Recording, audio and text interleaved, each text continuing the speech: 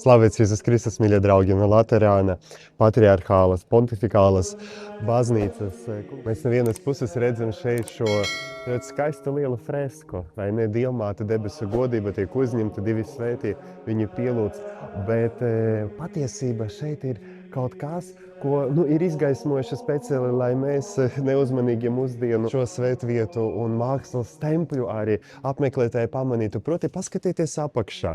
Apakšā ir viduslaiku freska, kas attēlo to, ko mūsdienu katoļu ikonogrāfijā mēs tā reteki sastopam, proti tā saukto Dievmātes dormīcio, proti Dievmāte aizmieg. Mēs zinām, ka mums ir dogma par Dievmātes debesīs uzņemšanu ar miesu un dvēseli. Mēs Latvijas katoļi to ļoti labi esam iemācījušies, ja mums ir Aglones svētki un šo garu dogmas, proti negrozāmas ticības patiesības apzīmē mēs esam labi iemācījušies, bet senā baznīca arī apzīmē, jo sevišķi austrumos tā tradīcija bija ļoti stipra, ka Dievmāte noslēdz savu zemes dzīvi ar tādu kā aizmigšanu. Ja? Viņa nepieredzēja nāvi, bet viņa aizmiga. Ja? Un tā vispār ir tā pirmo kristiešu ideja par nāvi kā par aizmigšanu. Ja? Tāpēc arī senas kapsētas sauca nevis par nekropoliem, kā to darīja pagāni, bet kristieši savas kapsētas sauca par kemeterionu, proti aizmigšanas vieta, guļamvieta. Un no tā arī Eiropas lielākais valodas arī ir vārds, piemēram, cemetery, ja, cimiterio, itāliski, angliski.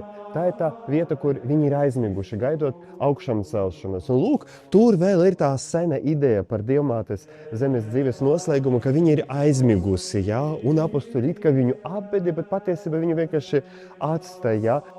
Un tad pēc nedēļas, kad apostolis Toms atkal nokavējis, neticējis, ka Dievmāte vairs nav ar mums, viņam atvera šo kāpu un ieraudza, ka tas bija tukšs. Ja? Un tā šis tāds leģendārais stāsts, kā bija Dievmāte uzņemta debesīs. Mēs katoļi zinām un atzīstam šo austrumu tradīciju, bet galvenais katoļiem ir tas, tā ir dogma, kas bija pasludināta 1950. Gada, ka Dievmāte nenomīra, ja? Bet no šīs zemes dzīves bija paņemta debesu godība. Un viņas uzņemšana debesu godībā arī norādā arī visas cilvēces ceļu pie Kristus. Ja? Kā to arī teica apostols Pāvils, ja mēs visi ar pēdējās taures skaņu būsim parauti debesīs, ja? Uzņemti debesīs. Ja? Un lūk, šeit pārbūvējot baznīcu, paskatieties, cik skaisti šo seno godināto fresku, ja? Cilvēki lūdzas pie tās, Dievmāte ir zeltīts kronis, ja? Ap nimbu. To neiznīcināja, bet to ietvēra barokāla ietverā. Un pa virsu bija uzgleznota šī freska, kur ir šī notikuma kontinuitāte, turpinājums. Ja? Dievmāte aizmieg, bet tiek uzņemta debesīs, ja, pie sava dēla.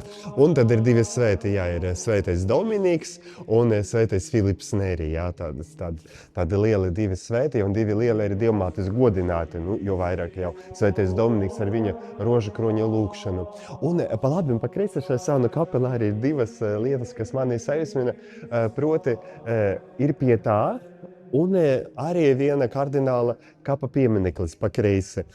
Pie tā, tā ir kopija, tā ir skulptūra, kas ir bazilikas pazemēs. Ja? Jo mēs par ko šeit varam pateikt, ka zem bazilikas bija vairāki apbedījumi. Bet kapa pieminekļi bija virspusē, ja? Tam slaveniem dzimtam, tiem slaveniem kardinālim, to dzimtu pārstāvjiem. Un tā ir arī tāda ļoti neparasta pie tā, proti Dievmāte apraut mirušo Kristu. Ja? Tur viņa miesās savā klēpī, mēs jau visi pazīstam Mikelanģelo pie tā, ja? Bet pie tā ir attēlojumi arī dažādos veidos. Bet es gribu norādīt jūs uz šo kapu. Uz šo kapu pieminekli. Un, mīļi draugi, mani viņš, piedodiet teikšu, sajūsmina, ja?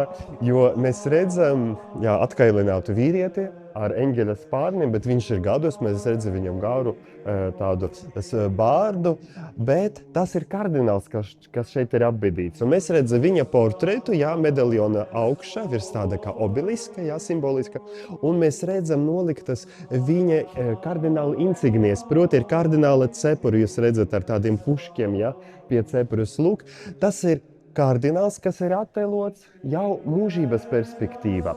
Proti, atkalināta dvēsele Dieva priekšā. Kā teica vecie Latgales pravesti, ni odotas kopa napaims. Ja? Neko tu līdzi nevari paņemt. Un arī visa tā sik transit gloria mundi, visa tā pasaules būtība ir pagājusi. Un lūk, viņš ir atbrīvojis no miesas, viņš ir gandrīz tā kā debesu gars ar spārniem, gatavs stāties kunga priekšā. Mīļie draugi, lai arī mēs tā dzīvotu, ja? Gatavi arī šķirties no visa, lai arī mēs, kaut gan mūs apraudās mūsu mīļie šeit uz zemes, ja? Lai arī mēs būtu tā gatavi kā Dieva māte, ja? Un kā daudz arī kristieši, ja vienkārši aizmigt kunga, būtu uzņemta debesu godībā. Sveiceļojiet uz Romu, apmeklējiet svētvietas un paskatieties, kā viens altāris, daži mākslas darbi, vienkopus mums dod veselu mācību par mūsu ticību un par mūsu arī dzīves mērķi būt kopā ar Kristu un svētiem debesu godību. Tiekamies Romā, mīļie draugi!